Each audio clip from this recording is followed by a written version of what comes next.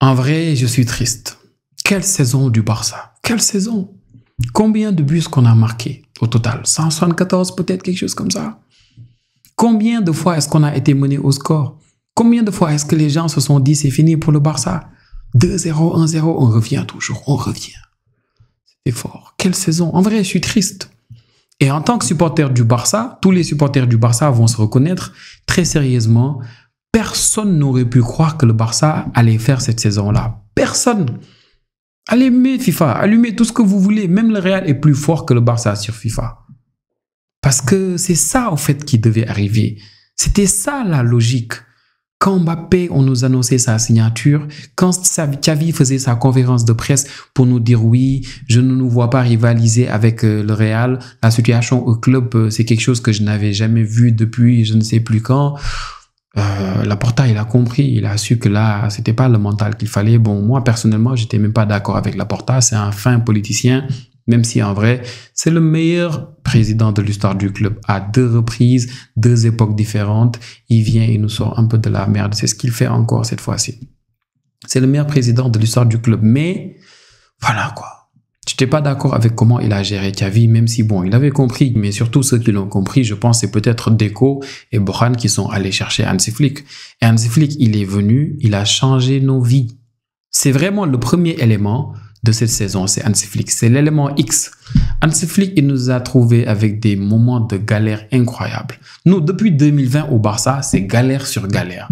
Depuis 2020, depuis que Valverde est parti, et même avant Valverde, parce qu'on a vu les remontadas avec Valverde, mais genre, Quique Setién, il est venu, on a pris les 8-2 contre le Bayern. Après, il y a, je pense, Coman qui vient. Coman, il est venu, on termine les matchs avec Piqué comme avant-centre. Coman, il est venu, on a galéré, on a souffert. Même s'il nous fait des découvertes, on a kiffé, hein, on a aimé Pedri qui l'amène dans cette équipe-là, beaucoup de boys à qui il a fait confiance. Mais après, Xavi est venu et là, on a commencé à un peu renouer avec le jeu. Mais avant, on avait perdu ce jeu-là. Nous, avant, quand on jouait, tu te disais le Barça, voilà quoi. En fait, maintenant, tu n'es pas obligé de faire un bloc bas. La période de Quique Setién, la période de Coman, la période de, même je vais dire peut-être Xavi, c'était une période, tu n'es pas obligé de mettre un bloc bas pour jouer contre le Barça. Mais Hansi Flick est venu, il a changé nos vies. On a retrouvé cette petite verticalité-là. Et là, on a renoué avec le jeu. Le premier élément X, c'est Hansi Flick, avant tout. Mais très sérieusement, on nous avait promis l'enfer cette saison. L'enfer. Oui, avec Mbappé, avec Vinicius, avec Rodrigo, avec Bellingham, vous êtes morts, c'est foutu, nanani. Et personnellement, même moi, j'y croyais. Même moi, j'avais peur. Parce que regardez cette armada, l'année dernière, c'est des classicos où même quand tu menais au score, je me rappelle des classicos où Gundogan mettait des premiers buts, après tu as Ter Stegen qui laisse Bellingham tirer de 75 mètres, qui met des tirs de loin, tu comprenais rien en fait. Et là, cette saison, tu as Hansi Flick qui vient qui dit « Hey, vous êtes nuls. Si vous défendez en défense, vous êtes foutus. Défendez au milieu. » Et il a avancé la ligne. Il a avancé la ligne et là, on a commencé à mieux jouer au football. On ne sait pas défendre bas. On a essayé avec tellement de coachs, on n'a pas pu. On n'a pas les défenseurs qu'il faut pour ça. Nous, on sait défendre haut. Et il a monté la ligne. Les gens vont dire oui, la ligne haute du Barça. Oui, mais la ligne haute du Barça, c'est pas parce que oui, le Barça veut prendre des risques. Non, non, non, non, non. C'est que le Barça veut juste être efficace. Le Barça sait qu'il ne peut pas défendre bas. Le Barça veut défendre haut. C'est simple. C'est très simple. Maintenant, Hansi Flick a promis de vraiment améliorer ça. C'est des choses à améliorer. Mais pour moi, c'était la meilleure solution possible. Et surtout, on est devenu beaucoup plus vertical. Au lieu de passer notre temps à faire des passes sur les côtés pour essayer de contourner un tout petit peu la densité du milieu, on est devenu une équipe beaucoup plus verticale, beaucoup plus portée vers le but. Et tu as après 2-3 passes tout le temps, le Barça qui cherche la passe qui tue vers Olmo, ou bien des fois vers Lewandowski pour avoir un petit pivot, ou bien même des fois surtout vers Rafinha. Rafinha, un ailier qui est limite un faux ailier, qui est limite un deuxième attaquant et qui nous a beaucoup sauvé cette saison. C'était l'un des meilleurs joueurs du Barça cette saison, incroyable. Et l'autre élément X maintenant, c'est Pedri. À part pour moi, Hansi Flick, c'est Pedri. Pedri, sur les 60 matchs du Barça, je pense, il fait 59 matchs. Pedri, il n'a manqué qu'un seul match parce qu'il avait un virus. Tout le reste des matchs, il l'a joué. Incroyable. C'est fou. Parce que Pedri, c'est un joueur, c'est le genre de joueur Pedri. Vous, sérieusement, si on est sérieux, entre vous et moi, vous connaissez beaucoup de coachs. S'ils avaient découvert Pedri il y a 1 an, 2 ans ou 3 ans dans leur effectif, Pedri il va difficilement jouer. Aliou Cissé, l'ancien sélectionneur de l'équipe nationale, on n'en parle même pas. Si Pedri était son joueur, il n'allait jamais jouer. Vous connaissez tous beaucoup de joueurs qui ont des physiques comme ça, des boys qui sont frêles. Ils vont jamais jouer sur certains coachs. Ils vont dire, bon, quand il aura assez de physique, je vais même pas donner des exemples, hein, mais on a vu beaucoup de joueurs sous de grands coachs, De Bruyne avec Mourinho et beaucoup d'autres, ils n'ont pas pu voir les aptitudes de ces joueurs-là. Ils pensaient que ça restait physiquement parce qu'il y a beaucoup de coachs qui, pour eux, c'est le physique avant tout. Parce que tactiquement, ils n'ont pas des choses à te demander où tu n'as pas besoin de physique. Non, ils veulent tout le temps que tu te renforces d'abord. Mais vous savez, Yamal, la plupart des latéraux contre qui il joue, c'est des gens qui ont beaucoup plus de force que lui. Ils sont beaucoup plus imposants. Mais ce qui permet à Yamal de les déposer tout le temps, c'est déjà l'intelligence avant tout. Le bon geste au bon moment, la poussée de balle quand il le faut, tu sors de ton dribble comme il le faut, après tu passes à autre chose. Sur 10-15 mètres, Yamal les dépasse facilement. Si il devait courir 30 mètres peut-être ou 40 mètres, ces jours-là allaient dépasser Yamal facilement. Ils ont beaucoup plus de force que lui. D'autres, voilà, sur une longue durée, là, ils vont facilement rattraper Yamal. Il est encore jeune, il n'est pas aussi fort. Mais juste pour vous dire, on appelle football. C'est du football. C'est de l'intelligence en mouvement. Football. Pied, balle. Avant tout et après l'intelligence. Pas la force et Pedri, c'est le jeu qui caractérise ça. Incroyable Pedri. Il a été notre moteur tout au long de la saison. Il prend le meilleur joueur de la saison en Liga. C'est pas une surprise. Lui comme Rafinha, ce sera pas une surprise. Ils ont été exceptionnels. Mais quelle saison encore fois? Quelle saison? Et aujourd'hui, enfin, un dernier match. Un match qui, très sérieusement, n'avait pas d'enjeu. Il y avait juste peut-être de l'enjeu pour les supporters du Real. Aujourd'hui, très sérieusement, hein, je me suis rendu compte à quel point la saison du Real a été très longue. Très longue. C'est une saison où le Real, ils ont attendu jusqu'à la fin des matchs pour vraiment essayer de voir de quoi grignoter. Et depuis quelque temps, ce qu'ils veulent grignoter, c'est le pichichi de Mbappé. Le soulier d'or, c'est catastrophique. Donc aujourd'hui, 17 minutes, doublé de Lewandowski, ils se sont dit, ah, on sait jamais, il reste que 4 buts. Ils ont eu beaucoup de mal à terminer ce match, j'imagine. Après Lewandowski, il en rate facilement 2-3 après. Mais bon, c'est Lewandowski, on est habitué de toute façon. On fera nos comptes avec lui. Lewandowski, le premier but qu'il met aujourd'hui à Unai-Simon, tu te dis, wow, magnifique. Combien d'attaquants auraient fait ça? Combien? Beaucoup auraient frappé en ras de terre peut-être. Mais Lewandowski, il te pique cette balle, tu te dis, incroyable. Mais après, il te rate tellement de choses, tu te dis, mais combien auraient raté ça aussi? Combien? C'est Lewandowski, au fait. Après, tu as des rushs où il part tout seul. Après, tu ne sais même pas comment il se débrouille pour ne pas mettre les balles. Lewandowski, il est compliqué. Mais encore une fois, les gars, qui aurait pu croire ça? En fait, vous imaginez, on a débuté cette saison en trophée Gamper. Une défaite 3-0 contre Monaco. Monaco nous a tapé 3-0 chez nous. Après, on vient en Ligue des Champions. Premier match, Monaco. Ils nous tapent encore chez eux. Le carton rouge d'Eric Garcia. Donc, les gens, la plupart se sont dit, bon, c'est le Barça. On est habitué depuis quelques années. Et après, regardez la saison qu'on fait. Exceptionnelle. On perd quoi? 9 matchs au total. On perd 6 matchs en championnat, même si le dernier contre Villarreal, ça compte pas. Hein. Limite, il y avait Ter Stegen dans les buts. Laisse tomber. Mais après, on perd même pas 10 matchs. Et oui, on prend beaucoup de buts, mais les meilleures équipes qui ont joué contre le Barça, je pense, les meilleures équipes qui ont amené beaucoup d'adversité au Barça, c'est les équipes qui ont pu créer cette densité-là au milieu, qui ont pu nous empêcher de vraiment bien combiner à l'intérieur du jeu. Maintenant, bon, quand on a eu des absences contre la Real Sociedad, par exemple, tu joues sans Yamal, ça se voit. Sans Yamal, nous, on a un seul 11. Sans Yamal, sans Lewandowski parfois, sans Alejandro Balde, il y a des éléments de notre 11 à chaque fois qui ne sont pas là, on le ressent. Donc il y a des défaites, c'était surtout ça. Mais il y en a d'autres, c'était surtout des équipes qui ont su renforcer l'entrejeu comme ça, la densité qu'on a eu. Des fois, c'était problématique. Et après, surtout, les équipes ont pu profiter aussi de notre ligne qui a été très haute. Mais on s'en sort pas mal, je trouve. On s'en sort pas mal. Le Barça, je pense, cette saison, on encaisse moins de buts que Liverpool, même si Liverpool, ils encaissent juste un but de plus que nous en championnat, mais on encaisse pour moi moins de buts que Liverpool en championnat, et c'est pas mal.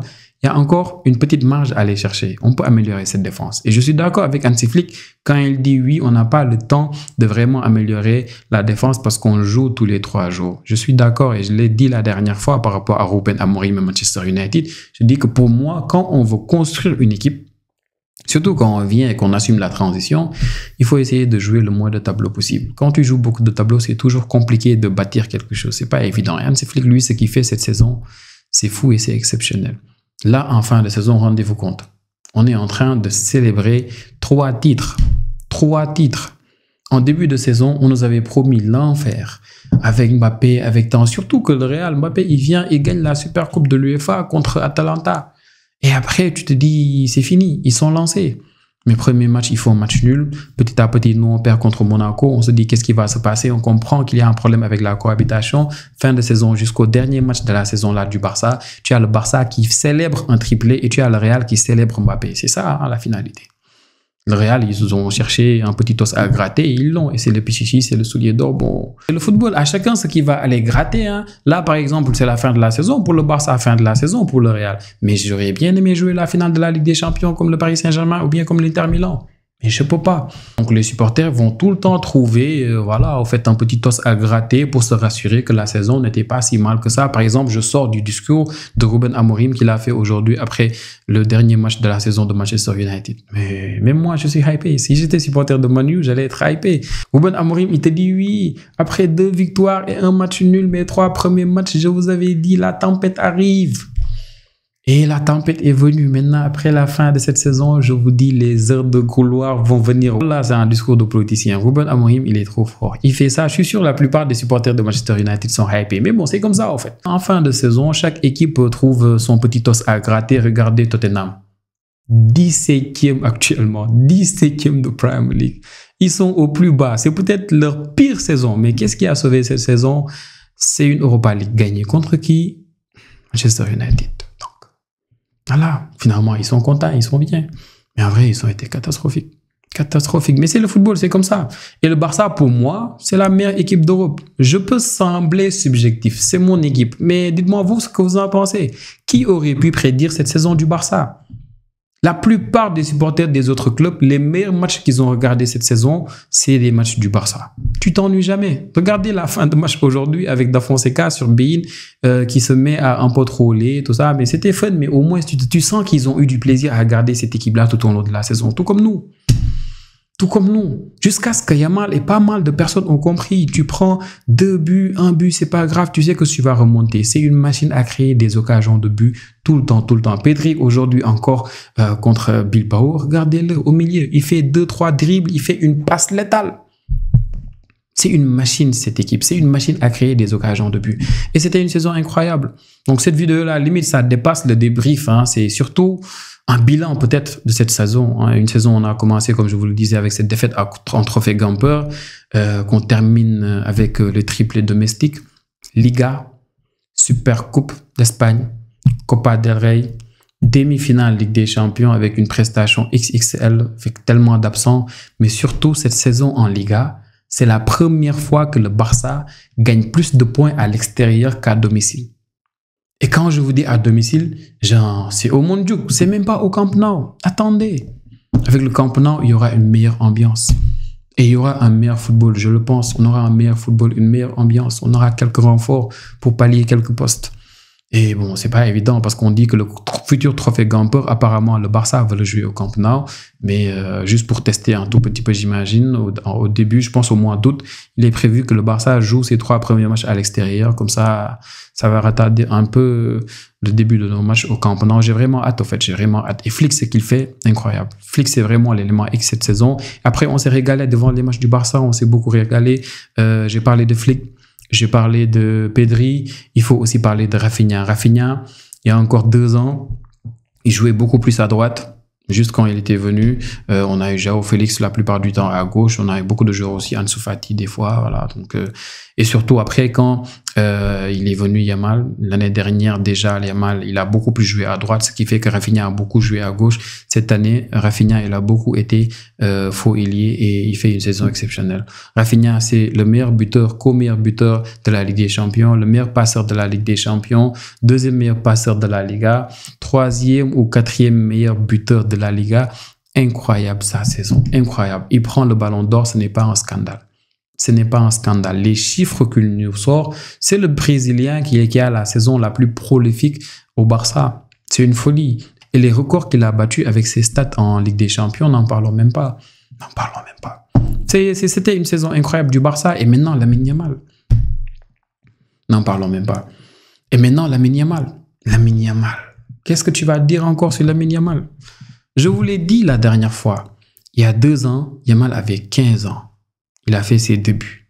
On a regardé sa fin de saison. L'année dernière, à ses 16 ans, on a regardé sa saison. Je vous assure, en 2 ans, Yamal, il a évolué de 5 ans, je sais pas, 10 ans. Ceux qui ont regardé Yamal l'année dernière ou même l'année d'avant, vous savez de quoi je parle? Yamal, c'est pas le même joueur, il a évolué. Dans son football, il a évolué. Aujourd'hui, contre Bilbao, je me suis amusé à rigoler du fait que Yamal, maintenant, à chaque match, systématiquement, tu avais 2 joueurs sur lui. Tout le temps, 2 joueurs sur lui. À un moment, il est allé à gauche, il est revenu au milieu, il est allé un peu partout parce que continuellement, tu as maintenant 2 joueurs sur lui. Maintenant, en fait, les équipes adverses, le joueur qui veut tout le temps choquer dès le début, c'est Yamal. Parler avec lui, faire des trucs de guerrier pour le sortir un peu de son match et c'est bien, à 17 ans, il va grandir et ça, c'est bien. Ça va faire qu'il va apprendre vite. Il va apprendre très vite. Et c'était une saison incroyable de Lamine Yamal. Il a été vraiment, lui aussi, l'un des éléments les plus importants de ce Barça-là. Sans Yamal contre l'Inter, je ne veux même pas y penser. Je n'ai même pas imaginé ce que ça aurait donné. Sans Yamal, pour cette double confrontation contre l'Inter, c'est mort et décisif à tous les classicos. En finale de Coupe du Roi, les 2 passes décisives qui te sortent. Le 4-0 déjà au Bernabéu, il est décisif aussi. En Arabie Saoudite, sur tous les continents, il est décisif quand on doit jouer contre le Real ou bien quand on doit faire de gros matchs. Incroyable. Les plus gros problèmes peut-être que le Barça a eu cette saison, c'est au niveau du banc. Parce qu'on n'a pas assez de profondeur, on n'a pas assez de profils qui peuvent pallier au talent qu'on a. De ce fait, on a souffert contre la Real Sociedad dont je parlais tout à l'heure, contre Las Palmas, contre Leganés, ils sont relégués maintenant, bien fait pour eux. Et beaucoup d'autres équipes, on a souffert aussi contre l'Atlético de Madrid, juste fin décembre, quelque chose comme ça. On a eu 2 défaites de suite, je pense, fin décembre. Atlético, Las Palmas, c'était compliqué. Donc, on a eu quelques défaites, mais c'est des défaites qui nous ont appris contre Osasuna. Ça a appris à Flick de choisir les matchs auxquels tu devrais tourner parce qu'on avait mal tourné ce jour-là. Yamal, il rentre, il met un banger ce jour-là. Je me rappelle contre Osasuna, même si l'arbitrage ne nous a pas trop aidé aussi cette saison, c'était compliqué. Mais voilà, en fait, c'est le Barça. Le Barça est toujours là. Le Barça va devoir s'améliorer, ils le savent. Certains vont partir, d'autres vont rester, mais malheureusement, je ne vois pas Lewandowski partir. Et pour moi, le premier qui devrait songer à partir, c'est lui. Mais bon, il a un bon salaire, il est en Europe, il sait qu'il peut encore mettre des buts. Aujourd'hui, il l'a encore montré. Mais malheureusement, Lewandowski, ça reste au fait. Il y a des choses qu'il nous rate qu'il ne devrait pas rater. Il y a des choses qu'il ne devrait pas mettre qu'il met. Tu sais même pas où te situer avec Lewandowski. Tu sais même pas quoi faire. Mais en tout cas, on a besoin d'un remplaçant. On a besoin de remplacer Lewandowski. Deco, il ne cherche pas d'attaquant, il ne cherche pas de milieu, il ne cherche pas de défenseur. Donc, c'est soit un gardien ou bien des ailiers. Mais personnellement, si on avait la possibilité là de tout mettre sur Alvarez, moi, je suis prêt à hypothéquer tout ce que j'ai. J'ai rien, mais je prends 2 reins, je prends tout ce qu'il faut. On hypothèque, on met, on vend.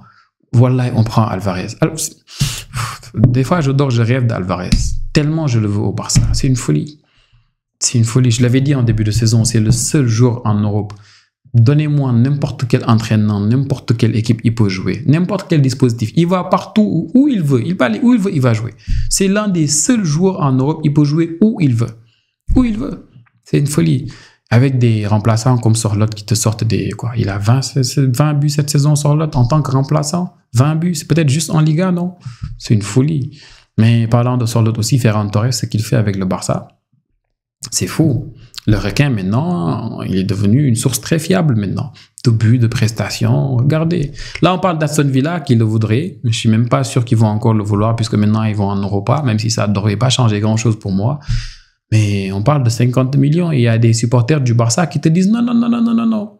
En fait, Hansi Flick, il est fort. Il est venu avec sa méthode et il a changé la philosophie de tous les supporters. Comment est-ce que les gens voient pas mal de joueurs? L'année dernière encore, tu sors Rafinha, tu le vends, tu prends Nico Williams, personne n'allait se plaindre. Tu aurais vendu Ferran Torres pour le remplacer avec qui tu veux, personne n'allait se plaindre. Là, c'est des joueurs, personne ne veut s'en séparer, tellement ils sont devenus fiables. Et il y a pas mal d'autres joueurs aussi, hein. On va pas parler de tout l'effectif, mais Iñaki Peña nous a géré après la blessure de Ter Stegen. Il a géré vraiment déjà, on se rappelle le premier Classico, c'est Iñaki Peña. Il y a des arrêts incroyables qu'il fait contre Lewandowski. Il y a des arrêts incroyables qu'il fait, on se rappelle tous de l'arrêt qu'il fait sur cette frappe de Bellingham là, je pense. Iñaki Peña qui avait géré la transition. Après Chesney qui est sorti de la retraite, qui est venu, qui nous a aussi géré. Là, le Barça lui propose quoi? Genre 2 ans supplémentaires, je suis pas d'accord, mais bon.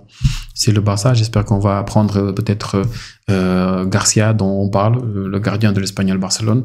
Peut-être que c'est la réponse qu'il nous faut. Je vais prendre le temps de faire une vidéo peut-être sur le mercato idéal du Barça. Peut-être qu'on va parler de lui et de beaucoup d'autres profils. Mais ils ont fait le taf qu'il fallait. En défense, Inigo Martinez, l'année dernière, tu l'aurais vendu. Personne n'allait se plaindre.